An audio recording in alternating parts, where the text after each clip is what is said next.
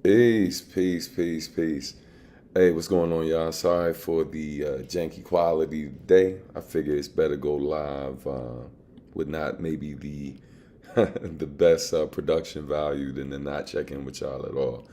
Hope y'all are good, man. Welcome to another Substantial Weekly. Tuning in right now from Kathmandu, Nepal.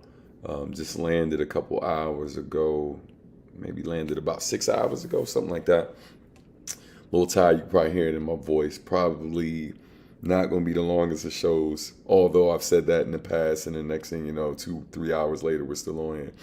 Won't be that today though. But yeah, man, just wanted to update y'all, let you know the goings ons, and all of that stuff, man. Talk about how dope of an experience Japan was with this recent trip. Was out there about 8 days. Now I'm about to be here. I'm going to be here for 10 days, maybe. Yeah, 10 days I'll be out here. So, yeah, man, it's been super dope. But per usual, welcome to the channel. If you haven't subscribed already, please make sure you do so. As I said before, the quality isn't going to be the best tonight. I'm not in my studio, I'm in my hotel room. And so, the lighting in here isn't the best. It's a dope ass room though. It's super dope room. Shout out to Words Beats in Life. Super dope room, but yeah, the lighting is kind of weird. So I had to use my phone for additional lighting, and I'm sure that's not gonna last forever. So, but yeah, man, peace to everybody. What's going on? Says, do you know how to speak any Japanese? I speak very, very, very little. I'm not fluent at all. Marcus D, however, is fluent in Japanese and acts as my translator whenever we're together. But most of the stuff I know is like a few words here and there, a few sentences and stuff. And I would say, I don't know if I can say I know enough where I can follow a conversation, even though they're not talking to me. But if they say certain words, I can get a pretty good gist of what the conversation is about. Because I've been going to Japan now 20 plus years. So, yeah, man, it's one of those things that I definitely should know more considering how much I go, but I don't, because sometimes it's like, I go once every year, once every 2 years. And then with the pandemic, I was actually working real hard toward moving out there. Things didn't pan out and ended up being a situation where I hadn't been to Japan since 2018. That was the last time I was there. So it's been a while, you know what I mean? And a lot of the stuff I knew before started falling off with. So, is what it is. But yeah, man, thanks for the question. Let's see what else. Yup. Hey, are you going to come to Europe, especially Germany? I've been to Europe in the past a few times. I've performed in different cities in Germany, so the likelihood I'm going to come back at some point, I would say is high. I don't have an exact date right now because it's one of those things, man. I was in talks with some artists I was supposed to be touring with, and we were putting fillers out, and we weren't getting the feedback that we were hoping to get. So, was hoping to be in Europe this year. That still could happen. I would just say, as of right now, I don't have any dates. But hopefully, after me and Marcus D finish this new Bop Alloy record, I'll be out there and it'll be dope, So I will keep you posted. Y'all stand by. And yeah, man, we're going to put some positive energy in the world in hopes that your boy makes it back out to Europe this year. All right. Behind the scenes, real quick, I am just trying to make sure something is working before I start talking about it. So hold on one second, everybody. All right, I think I got it. Okay. But in the meantime, in between time, feel free to keep sending your questions through. What we're going to do in a second, we're going to talk about Japan a little bit, what I was out there doing. And of course, we're going to talk about what I'm here in Kathmandu doing now. So it should be really, really dope. But did it work? This thing tripping, boy. Yeah, it's weird not being at home doing the weeklies because I have everything set up a certain way ahead of time, but it's all good. I think this worked, and the connection in the hotel is definitely not what I got set up at the crib. So it might be a little shoddy. So I apologize. Did it work? Come on, Cletus. Joe won't let me be great. I think I got it. All right, bet. Okay, cool. All right, let's get to another question. When you first went to Japan, did you have any culture shock? How much different is it from where you grew up? Oh, it's extremely different. Um, I would say it was one of the first time, like being in Japan was one of the first times I didn't feel like as a black person people were looking at me and viewing me like a potential threat or what is he up to. Unfortunately, I've definitely have felt that in certain situations. Um, for example, I remember going into a gas station in the United States one time in Virginia, and I was looking for air freshener for the car.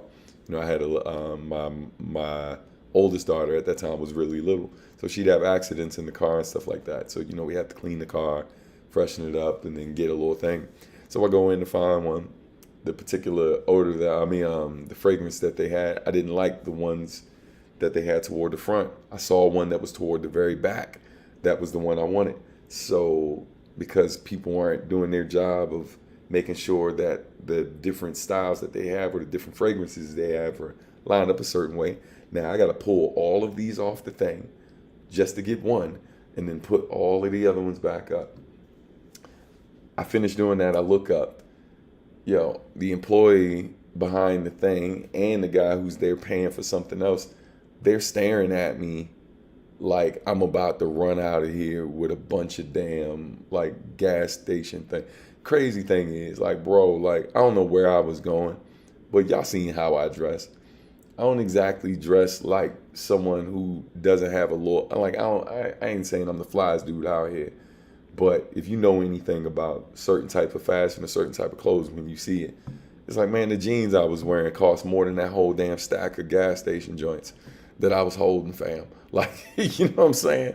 And so, like, little things like that, little microaggressions I experience here all the way, all the time in the United States. My first few trips to Japan, I didn't really experience that. But I will say, over time, I've learned that it's not that those type of things don't happen in Japan. It just looks different. You know what I mean? And it doesn't feel as threatening or offensive for whatever reason, just because I know it's not the type of thing that could spiral out of control and put me in harm's way. So I would say, honestly, that was probably one of the biggest adjustments for me. Being in a place where every time I walked into a place, I didn't always feel like I wasn't wanted or I was a threat. Um, but I also recognize, and this is what I tell people, don't really take don't really make much of what my experience is, because it's important to remember I'm also an entertainer, right? Like, I'm a recording artist, which means that I'm being brought to countries and places under a certain guise, right? Like, they have certain expectations of why I'm there. Like today, when I got picked up from the airport at Kathmandu, like the moment I walked off the plane and then the doors opened up, there's a guy like holding up a sign for me.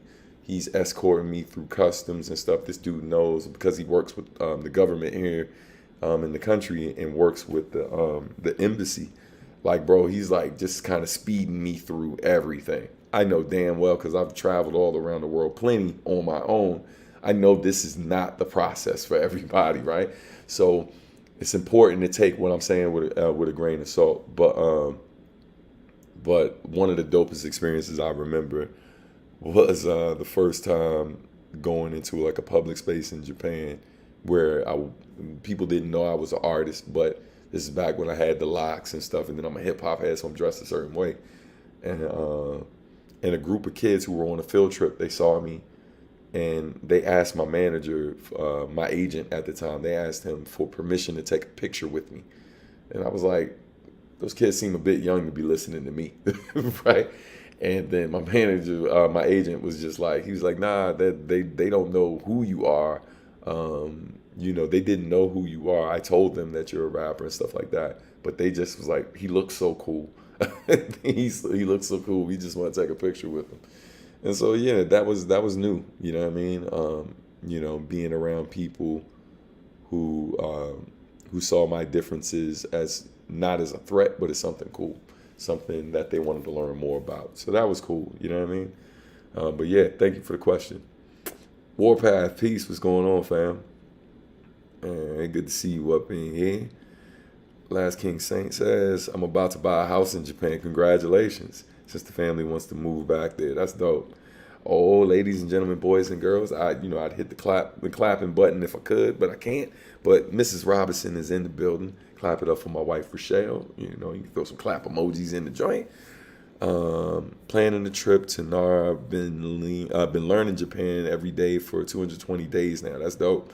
I barely scratched the surface of speaking, so I don't blame you, fam. Yeah, it's not an easy language to learn,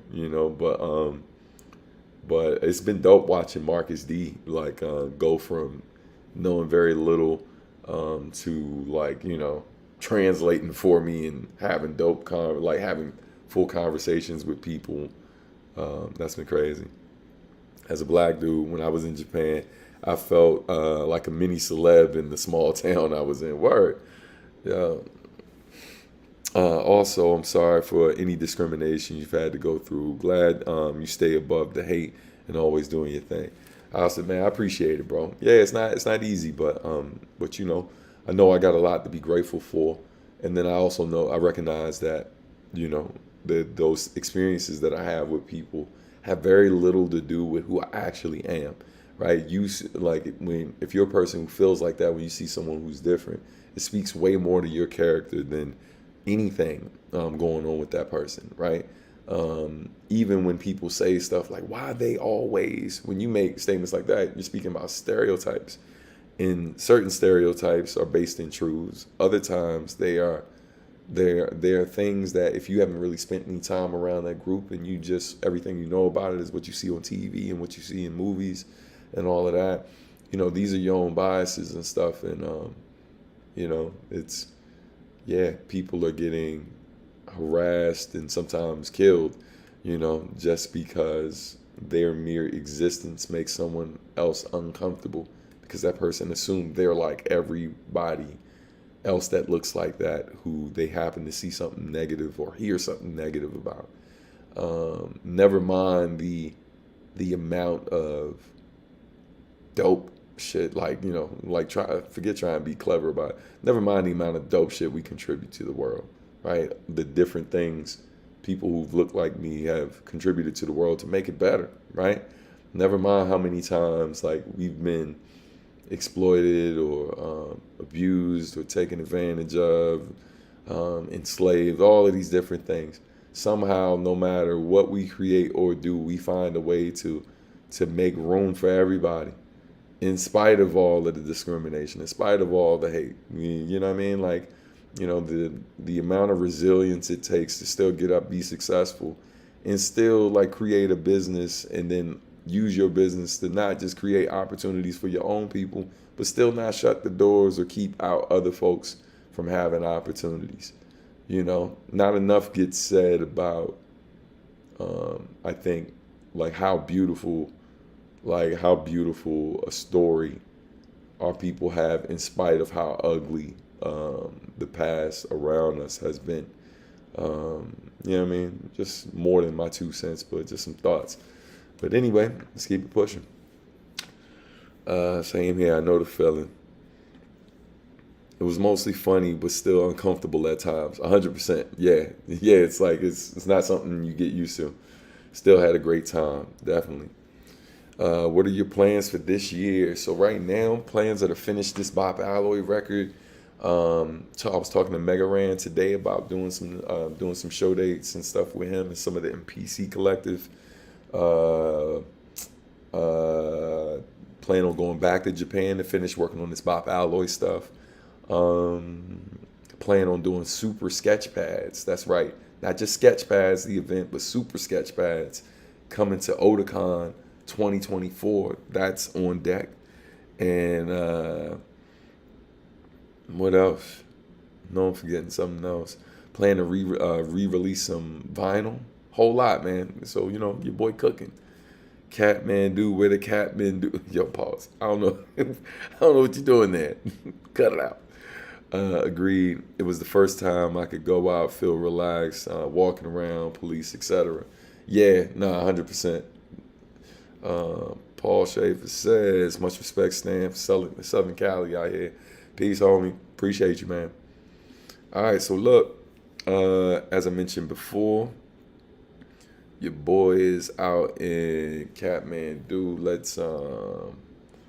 Let's take something off the screen real quick. I'm gonna tell you a little bit about why I'm out here for those who don't know. But before I do that, quick reminder, those of you who want to support the channel, feel free to do so. You can do so via Cash App, Venmo, PayPal, or the Super Chat feature. If you feel like I'm skipping over some of your comments or questions and stuff, easiest way to kind of make it so it stands out a bit more is using the Super Chat feature. Never mandatory, always appreciated. So, but definitely just wanted to let y'all know, for those of you who have the ability to support, it's greatly appreciated. All right, I'll leave it scrolling on the bottom so you can see it when you get a sec. All right, let's got another question. I've been hearing the word Bop Alloy so much. What is it specifically? I'm lost. Oh man, I'm happy to educate you, good sir. So listen, Bop Alloy is the name of the group that is comprised of me and Marcus D. Marcus D does all the beats whenever we do a Bop Alloy project. I handle the verses. And so yeah, we are cooking up our third album. It's not our third project, but it is our third full-length album. We also have a compilation of remixes we released. I believe in the description of this video there should be a Linktree link for or what's called a clever link for all things Bop Alloy, so you can follow us, get check out past releases, all of that. But yeah, if you like what I do, you like my solo stuff, you definitely should check out Bop Alloy. It's more of that dopeness, a lot more, even more jazz focused. If you like that jazz hop, jazz rap, jazzy hip hop, lo-fi hip hop, whatever you call it, if that's the sound you enjoy, I'm proud to say that Bop Alloy had definitely had our hand in ushering it in to a new generation of folks in the 2010s. You know what I mean? Like, we definitely did our part to make jazzy hip hop a bit more celebrated, I guess, in the underground. So, yeah, man. But be on the lookout. We got more coming up. We're gonna talk about that in a second. But real quick, so on the screen we got that flyer right there from the U.S. Embassy of Nepal. And yeah, man, I'm out here for 10 days. I'm doing workshops tomorrow morning. I got to wake up bright and early. It's part of the reason why I said this won't be super long, because right now it's 12:52 in the morning here in Nepal. So that's why I seem so tired. I've been flying all day. I've been on flights since like 11 a.m. Today, and didn't land in Nepal till about 6:30 or something like that. So anyway, but I'm here doing workshops on hip hop culture, emceeing, and music business, right? So talking some music business stuff with folks, as well, learning about the scene here and better ways I can serve the hip hop community here. Because hip hop, although, charity starts at home, and y'all know me, I've been doing work in every community I've ever lived in as an adult. But now, outside of just, doing work back home, I'm a cultural ambassador via hip hop culture and I travel abroad doing cultural diplomacy in various countries. So, we've gone to Romania in the past, and we've gone to Uganda with Words Beats and Life, and Romania was with Next Level. Now I'm out here with Words Beats and Life again, working with the U.S. Embassy here, and also with Nepal Hip Hop Foundation. So, yeah, man, super dope. It's a major blessing. I don't take it lightly. It's been dope to see what hip hop, the opportunities hip hop has afforded me. I'm eternally grateful. Uh, you know, I'm happy the culture loves me back, man, because I love this culture more than most things, with the exception of my family. You know what I mean? So it's dope to be able to do this, but it's exciting, yo. But that's what I'm out here doing. Got a couple performances, collaborating with some artists here in Nepal who make like music specific to this region. So like we're getting with this band one day, and we're gonna do a cross collab with them, where the DJ I'm with and I will find ways to kind of take what they're doing and kind of reconstruct it, and then make a song on the fly with them that we're gonna ultimately end up performing, doing a performance at a mall at this other city I'm supposed to go to, because I fly to a different city in Nepal on Monday, and then I think Wednesday or Thursday I fly back to Kathmandu. So yeah, man, busy, busy, but it's gonna be dope. It's gonna be dope. Nice afro, peace, fam. Good to see you up in here. All right, but yeah, let's get back to this Q&A. See what y'all talking about. Underground Night says, I know it's off topic, but I've been listening to the Wink mixtape ever since Valentine's Day. Hey, our love songs gay brings me back to it. I feel like that type would go over most people's mind now. Yeah, I think it's one of those things that it's not like there's a bunch of songs in hip hop that talks about like the homophobia in hip hop, right? And just how funny even the conversation was, because this was at a time where like gay was like slang for almost anything whack. Like you heard a song, you went like, "Ew, man, that's gay." Like people used to say this like nothing, like it was nothing, fam. And so I remember when Tone Deaf told me that Q5 was going to put together like this Valentine's Day like compilation with all the different members of Q5 making songs to contribute to it. And Tone was just like, one of the things he said to me in particular, because I've been known to make a love song here or there, Eclipse, et cetera, et cetera. He's like, yeah, whatever you do, just don't make like no traditional love song. Love song's gay. And I was like, wait a minute, hold up, bro. Cause we're both laughing, because I know he doesn't mean gay as in gay, but it's unfortunate that gay was used interchangeably with whack. And so I said, I was like, let me get this straight. That's funny. He said, call it gay. I was like, let me get this straight. No, wordplay. But yeah, my response to him was like, a song about a song from a man about his wife is considered gay. I was like, this is how bad and out of control the slang has gotten, that even when heterosexuals are talking about certain things that people don't want to hear, the way they discount it, or the way they just kind of, discount it, discredit it, or whatever, is by calling it gay. Like, even though it clearly isn't. But that's how bad it was at that point.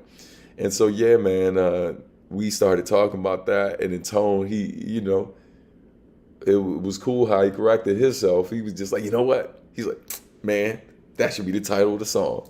He's like, the whole song should be about this conversation we're having right now. Our love song's gay, because he produced it.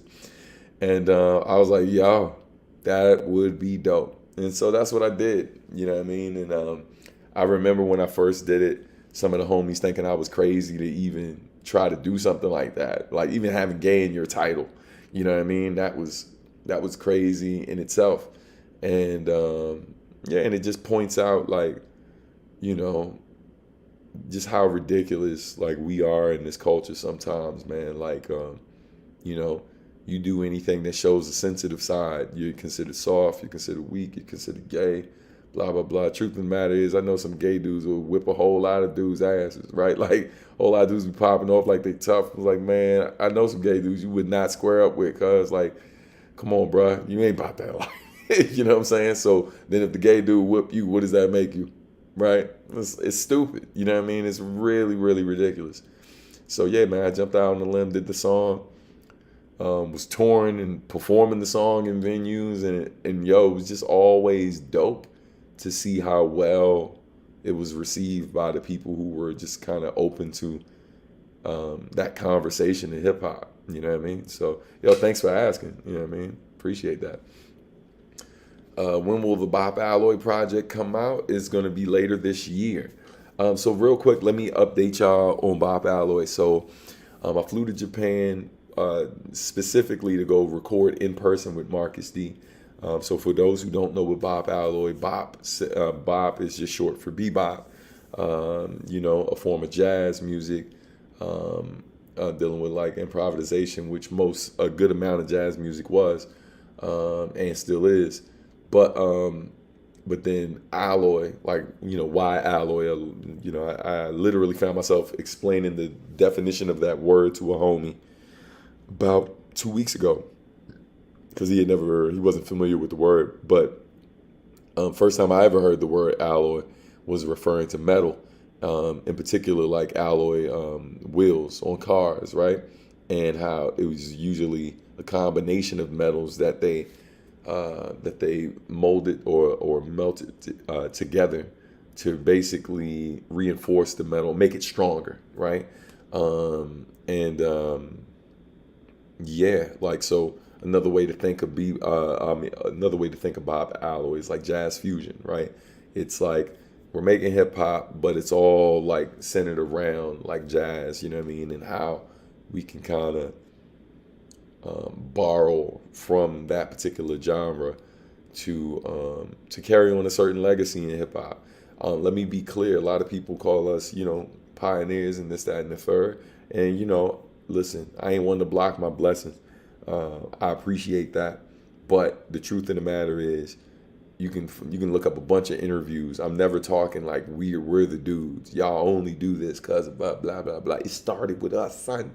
Nah, man, we just torchbearers, bro. Like, you know, Tribe Called Quest, bands that go back all the way to like 81, 83, like Stetsasonic, who was like the first live band in hip hop, first full band in hip hop, that was incorporating jazz elements into their stuff. You know, Pete Rock, CL Smooth, you know, Native Tongues in general, when you talk about De La Soul and so many other folks, man, who just was experimenting and bringing a lot of jazz samples into the culture. Especially, you know, after seeing groups like Run DMC like go mainstream with like merging rap with rock. So, you know, it was that was a big deal to kind of go that route and try this different sound. And yeah, man, we're just carrying on tradition, man. It's the type of hip hop that I listened to the most when I was younger. And so when I got the opportunity to make my own songs, that's why I always leaned on it so heavily. It wasn't because I was trying to do something that was so different or groundbreaking. It was the main, like when I was digging for records, it was the main music that I listened to, even more so than soul, right? Because a lot of the soul records I heard were being sampled like a ton and stuff, like, and were on certain hit records and blah, blah, blah. And there were certain jazz joints that were, but like, some of those jazz songs, like, person might take a couple seconds of it, but the song they sampled was like 18 minutes long, fam. You know what I mean? Or 10-minute long songs and stuff. So like, just diving into that, being immersed in that. And when me and Marcus formed our group, you know, we both love jazz. You know what I mean? So it was only right. But yeah, hopefully later this year, if all goes as planned. You know. Did you produce Jazzmatic? The beat was fire. Nope, that was produced by Marcus D. And if you missed the last episode of Substantial Weekly, go ahead and watch that. It was done live in Japan in Marcus D's studio. So you can learn more about Marcus D. Be sure to follow him and all of that. Shout out to my brother, man. The homie. The boy with no name, one of my faves. Yeah, that's from the first Bop Alloy album. Substantial and Marcus D are Bop Alloy. Definitely look that up. Great record. Every bit of that song. That song is based on truths, real experiences that I had that I put in the song form, and they were students in particular that I worked with for very brief stints, and I couldn't remember their names, so that's why I called it "The Boy with No Name." You know.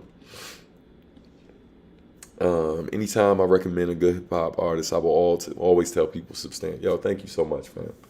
I sent out a lot of links to Issue, I think. Sacrifice is so good. Man, thank you, family. I appreciate that, man. Shout out to my second album, Sacrifice. The last two sub-weeklies have been done at ungodly times. Praying for you. Yo, thank you. Yeah, I need it, fam. Yeah, because my day starts at 9 a.m. tomorrow. So, yeah, I probably shouldn't be doing this right now. Do you have a favorite one of all of your music? Um, I'm assuming, since you were asking about Bop Alloy before, I'm assuming you're asking what's my favorite Bop Alloy project. Our second album is my personal favorite. Um, just because our vision was very clear from top to bottom how we wanted to do that record. With the first record, I think we were figuring it out, and it's still dope. And quite frankly, if you ask most fans, they would say the first record. I always think that this is no shot at nobody, but the first record, I think for anytime you're talking about an artist, whatever was your gateway to an artist, like whatever album you heard like first or whatever song you heard first, and that's the song or album that made you a fan, you know, it's going to be tough to top that. So like, most people when they tell me the first album's their fave or something like that, no matter what they're talking about, or they talk about a song that they heard a long time, like that's their one and there's nothing that's ever going to top that, because that was the first hit, you know what I mean? You got that dope, you know what I'm saying? That dope hit you, you know what I mean? And that experience, like, you can never recreate that experience. So no matter how great I think the music that comes after that, even personally, I feel like, and it's wild because I bumped into a homie of mine, shout out to my man Akil in Japan, and he was talking about Adultish, and he was like, bro, he's like, every one of your records, you always get better. He was like, but this one, bro, like, he's like, bro, you really, really took it up several notches on that joint. And that meant a lot to me. And I think that's because he wasn't introduced to my music the way a lot of fans are introduced to my music. We were peers at Pratt Institute, and he heard me in the cypher or around the dorms before he ever maybe listened to my records. So like he listens with a different ear. He's listening as he's looking to see how the artist develops, where the fan typically doesn't listen to that like artist the same way. So here's a way to look at it for y'all who don't get what I'm saying. If you actually know any artist personally, most of you all, because you know them personally, I don't know too many people who say that the artist they know personally, that the first thing they did is the best thing they did. And that's oftentimes because you're so close to them in their process, you see the difference clearly in where they are now versus where they started. So you don't listen with the same ears versus someone whose song you discovered because you were sitting in a restaurant somewhere and it came on the thing and you Shazammed it. Or your homie was like, hey, bro, I got this shit you need to hear. Let me play this for you, blah, blah, blah. You know what I mean? It's a different experience. And so, again, no shot at anyone's preference. Listen, it's all my music, so I ain't tripping either way. You know what I'm saying? I appreciate it. But you're never going to really hear me say that any of the first things I did of anything was the best one.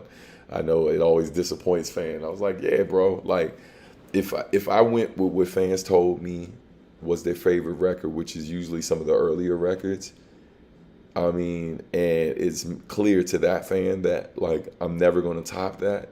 If I went with what fans were saying, I wouldn't even make records no more, right? So, because at the end of the day, it's like if I made records to impress those people and they're clearly never going to be more impressed than they were the first time, then what's the point of still making records? Because they got what they believe is the best thing already. So there's no need for me to keep trying to get better because you got the best thing according to you. So boom, there it is. I retire, son. You know. But for me, that's not why I do it. You know what I mean? So yeah. It's a different motivation for me.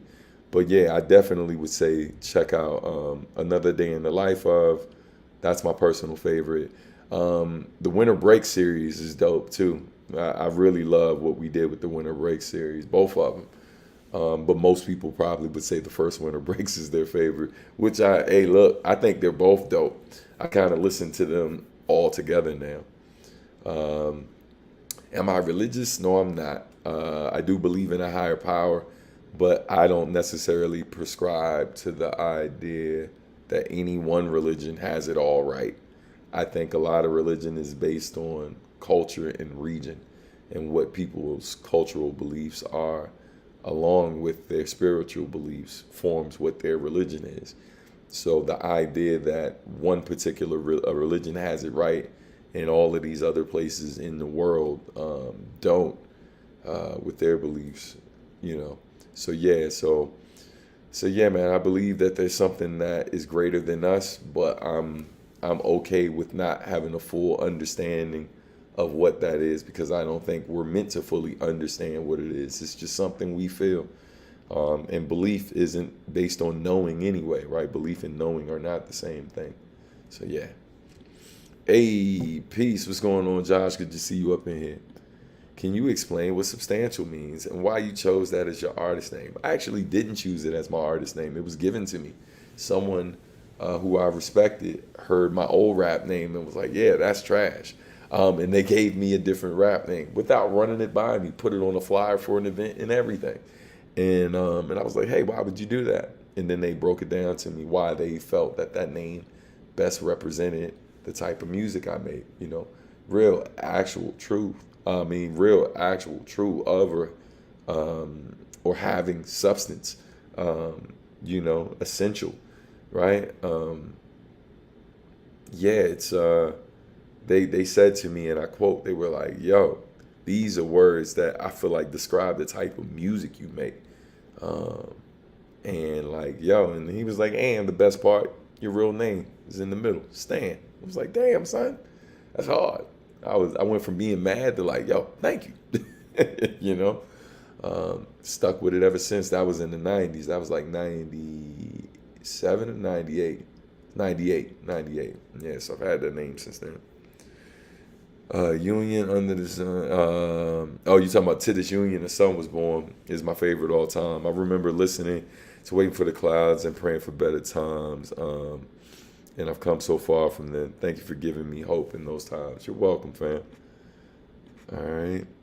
My first time hearing your music was actually while studying Japanese with friends in Japan. That's dope. Hey, what's up, Twitter? I'm about to say Twitter. Nah, not about to. I said it. Twitch is in the building. Peace. What's going on? Odin X Gold. What's up? What up? Peace to you. Shout out to those watching on Facebook as well. Thank you for your honesty. I'm not just listening to your music because it's damn good, but also because you're of your person as well. Oh man, thank you. I appreciate it. All right, it was blessing it. Oh, yeah, of course. That's the entry point for so many people, man. I feel blessed. Hey, thank you. All right, hey. My brother from another mother's in the building. Ladies and gentlemen, clap it up for Marcus D. D. That's doing the right thing, do the right thing reference. Shout out to my bro Marcus. You had to be there. Doubles. I was just updating them, Marcus, on the album, man. We hope to pick it back up. The plan is for me to go back out in May to go ahead and finish what we started. We recorded 6 or 7 songs, I think, right? Marcus, you can confirm. And yeah, Joint sound, they sound dope, yo. Really, really proud. Mrs. clapping it up for you. So you're like me, Stan. My religion is omnism, or the belief that all religions have some truth, but none are the absolute truth. Bow. There it is.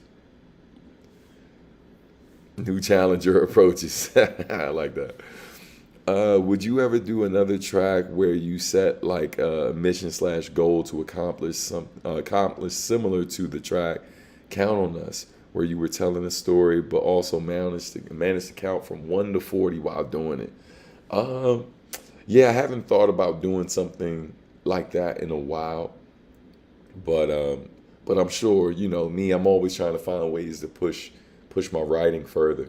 I think this time how I pushed my writing further on the new Bop Alloy record was all of the songs probably more than half of this album will have all been written in the same week.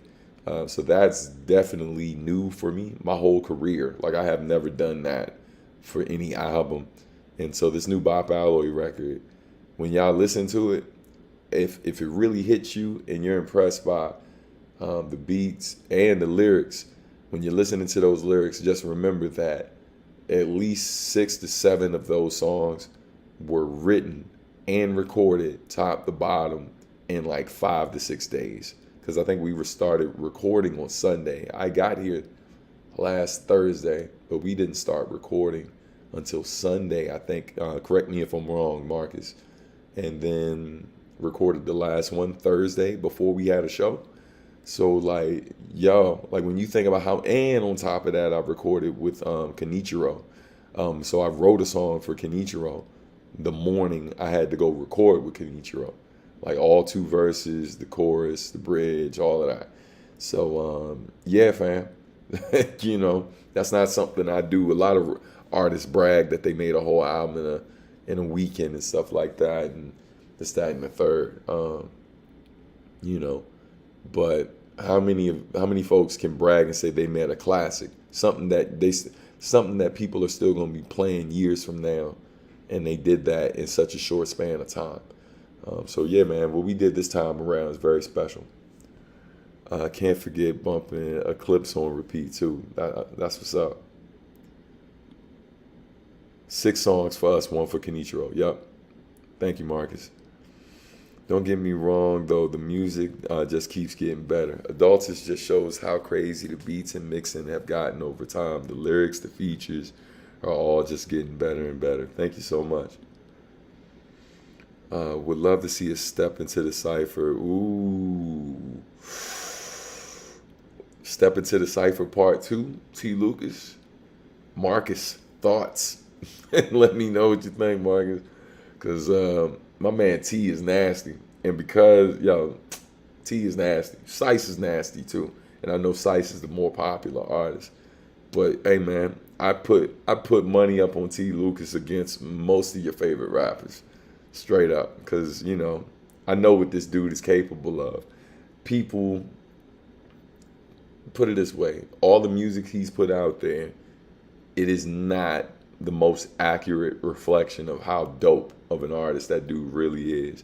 And that's why I produced that EP for him before, because I'm really trying to get him with, it ain't gotta be me. I've been trying to get him with other producers like J Soul, AJ Rios, just people who got great ears sonically, who also know how to make good songs, man. Just to get him with one producer to lock in and just really show what he can do. Because, man, he's so dope, man. A lot of my homies, bro, like, are some of my favorite artists. And I listen to everybody y'all listen to. But I'm telling y'all straight up, look at me in your face and tell you, hey, man, I put, I put a couple stacks on most of my homies against some of your favorite artists. Because, like, when people were like, yo, you one of the great Stan, I was like, yo, who you think I was listening to? I wasn't trying to compete with these mainstream dudes. I was trying to compete with my boys. Like, they're like, yo, when you hear me doing a verse like I did on Live from the DMV, that's because T. Lucas is on the song with me. So when you're like, damn, Stan, you really went in on this, that's because I knew I had a session with T. Lucas, and I know what this dude can do. So yeah. So I was like, oh, I really gotta go in. And to keep it a buck with you, that verse y'all heard on that song, that was my second attempt because the first time out he bodied me. So yeah, man. Yo, hey, listen. I can go on about how dope my friends are, but y'all know how I feel about my friends. I know not everybody shares my sentiments, but that's how I feel. Always seeing his bars in cars whenever I go. Yeah, man. T is dope. All right, so let's get to this next thing. Japan recap. So I'm gonna show you all the treats and gifts that folks got me or things people gave me along the way. So shout out to Yukari, Marcus D's wife. Hooked me up with some little gifts to take home to the kids. You know what I'm saying? Some little snacky snacks. You know what I'm saying? So we got some treats here. You know, we'll take a look at that. Yeah, man. A little chocolate and cookie action. You know what I'm saying? Got that one right there too. Look like we're doing shrooms again, Marcus. You know what I mean? I don't know what it says, Marcus. If you're still here, you can let them know. You know what I mean? But so we got those. Okay. All right. What else we got here? So my for those who don't know, my daughter Serenity goes by Peace Gamer Ren, and she's a gamer. If you didn't know that by her name. And so one of her favorite games is Splatoon 3. So I found her some cool Splatoon 3 related stuff, you know what I mean, by Bandai. It's pretty dope. Yeah, so got that. Got like the different weapons and stuff, you know. Then got some cards for Splatoon 3 right here, you know what I mean. It's pretty dope. And then got her a lanyard, you know, it's con season. For the quick reminder, I'll be at Chromacon when I get back. All right, that's happening March 1st through the 3rd, and before that, I will be at doing their kickoff event. My bad. Yeah, hold on, comments. Oh, Marcus said Takenoko and Kanoko Noyama. All right. Thank you, sir. And Malik says, I need a coolish hookup in Japan. That and cider. Yeah. All right. Sweet. Damn. Yeah. So let's look at some of this other stuff. Oh, also got my daughter little My Hero Academia joint, Bandai once again, like a little something. Got this for the youngest, you know, she wanted a new stuffy, you know what I'm saying? Little airport action, cinnamon roll. Shout out to Uyama, man. Uyama came through with treats, you know what I mean? Gonna crack this open when we get home and get the munching on whatever this is. The homie Komochi, she came through as well and had some bars for us too, some food. I'm talking about food, not rap. And but we crushed that. Those didn't make it out the club. But yeah, she also came through. Hold on, dropping stuff. She also came through, you know, hooked us up with copies of the project. You know what I mean? John Green. You know, shout out to Komochi, you know. Yeah, respect to sis. So, yeah, man. She came through with that. And then also gave me a copy of her book, too. The Boy Calls the Sun. Yeah, it's like an art book, you know. Story by her, art by Tokyo. All right. And then shout out to the different artists I met who all hooked me up with their projects, some CDs to listen to. All right. Vous demande. All right. Shout out to them. Project called Note. Gonna check that out. You ever thought about doing anime voiceover? I've thought about doing voiceover, but I'm not actively pursuing opportunities. Someone reached out for me to do something before I auditioned for this video game thing because I was suggested. But they didn't want me to do a voice that was close to my own. Like, sure, I got a deep voice, but they wanted something that was like, to be frank, like for me to even do the voice was uncomfortable. You know what I mean? Like, it's like I did the recordings, I did like 3 submissions, it didn't pan out. But it was one of those things that even if I got it, I don't know if I would have accepted it, because I wouldn't have wanted to be stuck doing that voice for a long period of time, because I think it would have damaged my natural speaking voice and my voice for performing. Another artist who hooked me up with their project, unfortunately, not unfortunate, but it's unfortunate I can't read it, but it's not unfortunate that it's in Japanese. But yeah, I'll figure out what it is called later and make a recommendation to y'all. And we got Entry Plug, another A. Another beat tape joint.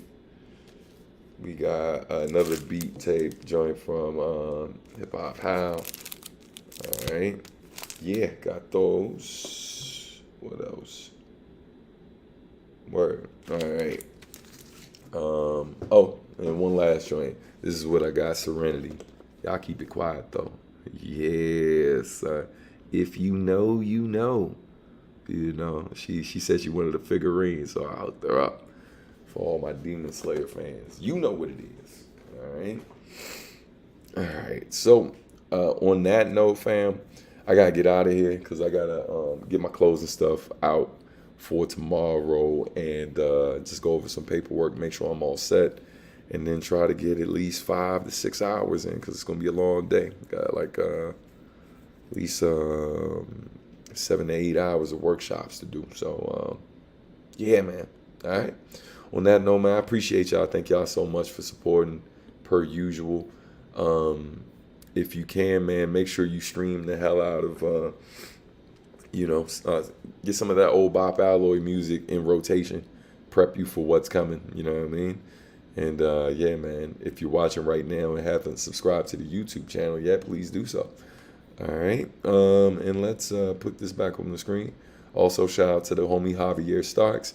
His project Faces of Change is out right now. You want to hear some dope hip hop fused with some jazz, a little bit of rock elements as well.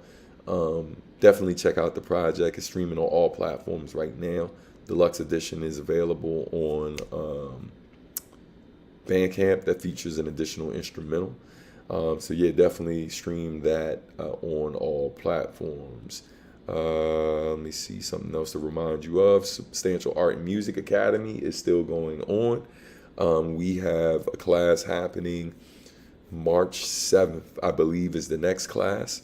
That's when we start the music industry writing classes, when we start those, and they will be on and offline, happening at Crescendo Studios.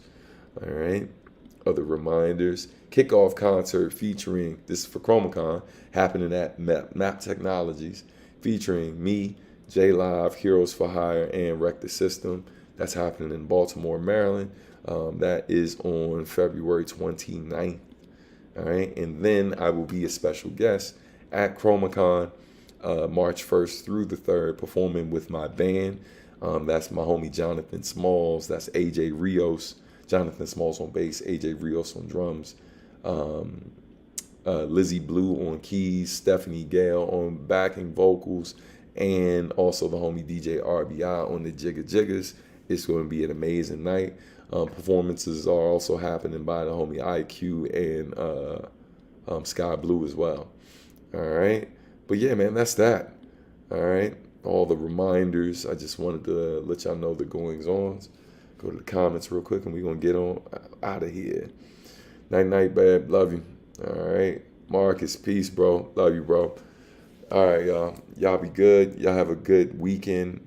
Take care of yourself, each other, all that good stuff. I'm out of here. Peace, y'all.